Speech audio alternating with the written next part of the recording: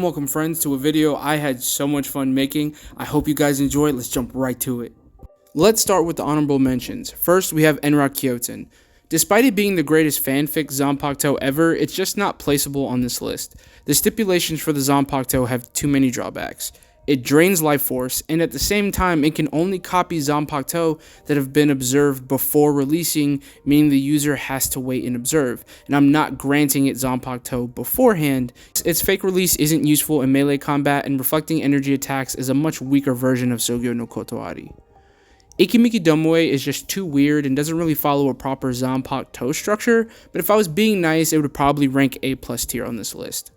Muramasa would take number 1 if I let it, but then again it's only useful against other zanpakuto aside from one ability, which is manifesting Muramasa itself. The only reason I'm mentioning Muramasa is because of Narita putting it in Can't Figure Out World. It kind of hurts the canonicity argument for the books in my opinion. Other anime exclusive zanpakuto like Raika, Nejigasumi, and Raikou, etc. were left out, but let me know how you would rank the anime-only zanpakuto, and if you would like a list for those as well. Now, moving on to the actual list. Whatever tier the zanpakuto is in, assume it can be moved up or down inside its tier list, unless I state otherwise. First, we're going to do the unranked. The unranked section goes unranked for the simple fact that they don't offer any real advantage. They are all close quarters combat weapons with zero to little variety, and they are something that can't help teammates if you were in a team battle, for example. They are basically short range and give no actual advantage outside of that. Gonryomaru shouldn't be here because we know it's a lightning type zanpakuto, but we've just never seen what it can do in its Shikai, so for now it's unranked. Also, Kinpika may have something to do with the springs or have a separate power altogether, but we don't know, so it's going here. Shinken, Hakyoken, and Hisagumaru are both broken zanpakutos, but only under specific circumstances, and those circumstances were not really considered. These seem biased against melee type zanpakuto, but some melee type zanpakuto did manage to get ranked due to certain factors, and you'll see them shortly. So now let's move on to D tier, and I think you guys are going to like this one. So first, let's start off with the 38th position, Minazuki, which belongs to Unohana. Now this one's not so good because the sword disappears when you activate the Shikai, but in turn you get a massive monster that can heal you using stomach acids, so you could defend yourself by going into the monster. It just doesn't have that great of an offensive capability, and that's why it's here at 38. But if you want to say it can move up, like I said, I have no problem with that. At number 37, we have Hozuki Maru, which belongs to Ikkaku. It's a pole arm that splits up and gives a small advantage in close quarters combat, but that's really all it does. You can really surprise your opponent with it splitting up, but outside of that, it's not as useful as some of the other ones. Sunzaki Kagarasu, which belongs to Jirobo. Honestly, it's a much less impressive version of Senbon Zakura, but it does have the added bonus of being able to basically reload if you destroy the fans. It has good cutting power, but it's just too minuscule to do too much damage. At number 35, we have Zabimaru, which belongs to Renji. Now, the ability for this zanpakuto to fight at short and mid-range with devastating cutting force is extremely impressive. It tore through Ichigo, even when he saw it coming. Plus, it has the added bonus of like a one-time omnidirectional sacrificial attack, which is good in case it gets broken against some of the other zanpakuto it has to face. At number 34, we have Tsuchinamazu, which belongs to Kuramidani. It's really weak in the short range because the weapon itself doesn't really allow you to defend yourself well, and it doesn't allow you to attack well either. However, it basically turns you into a full-on earthbender, which is a massive improvement and gives you, in my opinion, better powers than the ones behind it. At number 33, we have Nozurashi, which belongs to Zuraki. It's a massive cleaver with a massive increase in cutting power to the point it would probably destroy most things it comes in contact with. So it's like a weaker version of Saifushi. Remember, initially zanpakuto are weightless to the user, so the size of this is actually a massive advantage and not detriment. At number 32, we have Suzumabachi. This is really weak at close range, but it's also really strong.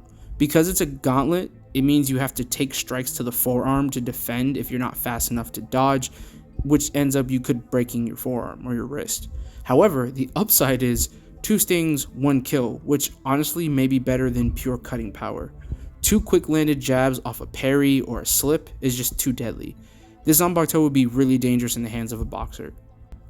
At number 31, we have Nejibana. It's a trident halberd hybrid that releases waves of crushing water and will massively increase cutting and blunt force power through being propelled by water, basically, as it moves. It just has too many different ways of attacking in close to mid-range, so it had to go up higher than the ones behind it. But if you want to put some of the other ones in front of it, I have no problem with that. And finally, for the number 1 spot in D tier, we have Wabisuke. This may be almost unbeatable at short range. Whether it makes contact with the blade or the person, this instantly puts the fight in your favor quickly. With just 2 hits, the fight could be over regardless of damage. Wabisuke deserves this spot because whether it survives a clash with Nozarashi, the user of Nozarashi will not be able to swing around a massive war axe doubled in weight. But if you think the others under it could win, I won't disagree either. Now we're moving on to C tier. I think this one gets very interesting because there are a lot of zanpakuto in this section that I personally thought could have fit in the B tier section. I didn't want B tier too overstuffed. So here we go. At number 29, we have Moroku Maru. Now, if you don't remember what this is, this zanpakuto belongs to Senna. Now, I added Senna because Kubo basically made her canon by talking about the Valley of Screams, and her zanpakuto is really cool. It's a staff that creates tornadoes under herself and from the both ends of the pole itself. It's a very useful, and it's really good at close and mid-range. Moving on to number 28, we have Kinshara. Kinshara belongs to Rose of the Vizards. This zanpakuto is interesting because in its Bankai, it has illusionary abilities, but I think those illusionary abilities are based off of vibrations, because when we look at what Kinshara is, it's basically a long cord metal whip that when he strings or taps certain melodies on it, it does different things. For example, it can blow things up. And this is why I think it's over something like Wabisuke, because you could just wrap it around Wabisuke and then basically just blow Wabisuke up from a distance. Moving on to number 27, we have a zanpakuto that we haven't had too much time with, and that's Atao's Shikai. If you don't know who Atao is, Atao made his appearance and his sword's appearance in the No Breath from Hell chapter, and man is it sick. He writes what he wants the sword to turn into on his blade, and it turns into it. What's interesting about this is that host of birds tore a hollow to pieces in a single panel. At number 26, we have Saifushi. Now, I don't know if this one technically counts as a Shikai, but it has a name and it does have an ability, so I counted it here. And this is used by Oetsu. This zanpakuto's ability is basically being able to cut through anything. It's Kenpachi zanpakuto on steroids. At number 25, we have Hinako. Hinako is dangerous because it's a weaker version of Senbon and Sakura, and it's not as flashy, but it's still just as useful. You can use it offensively, you can use it defensively, you can completely envelop your opponent and just dice them to pieces. It's versatile at short, mid, and long range. We saw it go head to head against something like Wabisuke, so I definitely could not put this in D tier. At number 24, we have one of the most broken zanpakuto I have ever seen in Sampo Kenju. Sampo Kenju is the Shikai of Yachiru. When you go to swipe with this zanpakuto, there is a swipe before and a swipe after. There's a pre-stroke and a backstroke. It makes it almost impossible to stop. Unless you completely dodge it, as in get completely out of the way, or you keep your guard up the entire time, you'll die. What's interesting about this zanpakuto though, is it seems invisible. Like at one point we do see the spirits, but at another point whenever she strikes, it looks invisible. At number 23, we have Riryu Kujaku. Now, if you want to count Fuji Kujaku in the same category, that's fine. But Riryu Kujaku is the real zanpakuto. This one is just so powerful. We saw it restrain someone as physically powerful as Charlotte Coolhorn, who had shown his physical strength several times. On top of that, as it restrains you, it drains you. So this zanpakuto is really good at short and mid-range. I don't suggest getting caught. Getting caught one time could mess you up. And that's why at number 22, I have Tobiyume. I think Tobiyume does a good job of basically being able to throw exploding fireballs. So you never actually have to get close to something like Riryu Kujaku, Sampo Kenju, Hinako, Saifushi, the zanpakuto under it. It does a good job of keeping all these other ones at a distance and really kind of overpowering them. Now this next part's interesting. I was really flipping back and forth between Ashisogi Jizo and Tobiyume, and I only put Ashisogi Jizo over Tobiyume because it has a paralytic sound ability, that we only ever see from one other zanpakuto. So that's why it got the number 21 spot over Tobiyume. But again, if you want to flip Tobiyume and Nashisogi Jizo, I totally understand. But I think everything that's under Tobiyume would not be able to go higher than it. And at number 20, we have Gin's Shikai Shinso. I genuinely do think that the zanpakuto deserves this spot compared to the ones below it. It's a long-range zanpakuto. Point blank, period. If you get too close and you get blasted by it, it's probably going to pierce you. Or at least we see what it did to Ichigo, and Jidambo blows them both completely away. The sheer force behind this zanpakuto is terrifying. And the fact that it can hit from a long range just as fast is also terrifying. I don't think you'd ever have to get within the range of Ashisogi Jizo's paralytic sound, or Tobiyume's fireballs, or Riryu Kujaku's things. You could actually pierce through most of the attacks coming back your way. But I still think if you can just quickly one-shot your opponent, that gets you a much higher grade in my book than the other Shikai. Here we are, rounding out the end of this video with the B tier zanpakuto, starting with number 19, Engetsu, which belongs to Isshin Kurosaki. Now this one's so interesting because on the surface it just seems like a regular fire type zanpakuto, but it's actually cool because it also has access to the Getsuga Tensho ability that we see Isshin use against Aizen in Fate Karakura Town.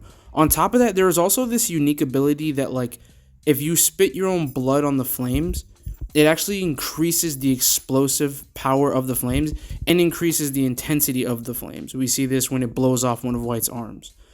At number 18, we have Gagaku Kaido, which belongs to the 10th Kenpachi, Kuryoshiki. Now, originally, I never really liked this zanpakuto because I didn't really think it was all that good. But then now when I look at it, it's really like what a Tao's Shikai could be with like full strength. On top of that, like having bear-sized monsters, basically hollows that just eat things, that's amazing. Number 17, we have Tengumaru, which belongs to Love Aikawa. Tengumaru is massive in size, giving someone really good close quarters combat and mid-range fighting capability because, again, it's weightless. On top of that, the flame that comes out of it is massive. Much larger than we've seen Engetsu pull off.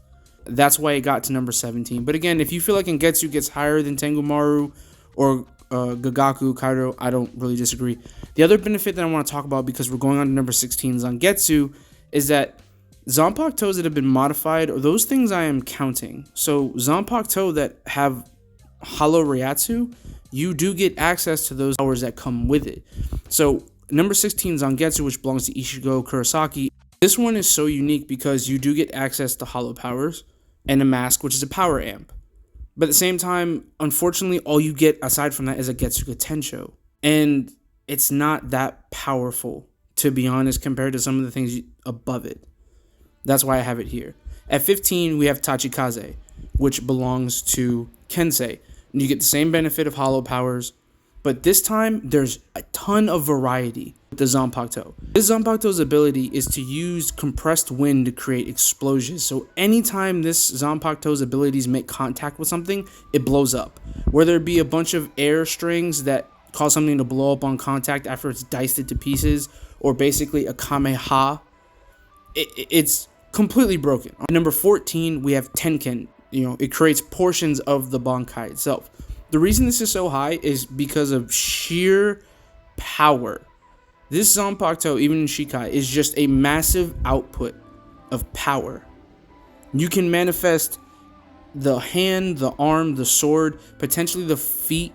We've never seen some of these other things. I imagine you could even manifest the chest or head as like a defensive measure. But the best we've seen from Sajin using it is him basically being able to like swing it near his body. And at number 13, rounding out the end, we have Sōgyo no Kotowari. Now, B tier is one of those tiers where I really feel like you can move any of these past each other. And the only reason 13 is so high is because it can reflect any of these energy attacks from the ones below it coming at it. Now, can it beat Tenken directly in a fight? No, but can Tenken beat some of these other zanpakuto? I don't think so. B tier was really hard to prove because I feel like all these zanpakuto are so close in power, and what separates them is maybe the conditions of the fight.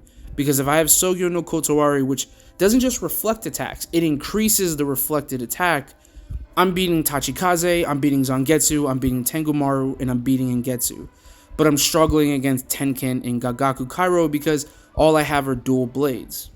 Now, if I were to say that the users could use kido, then that puts it more in Sōgyo no Kotowari's favor, but I'm just using zanpakuto here. So, that rounds out this list, guys. Tell me what you think. Be on the lookout for the A+, and S tier video. Hopefully next week. We'll see how my schedule plays out. Y'all have a good day. Love y'all. Bye.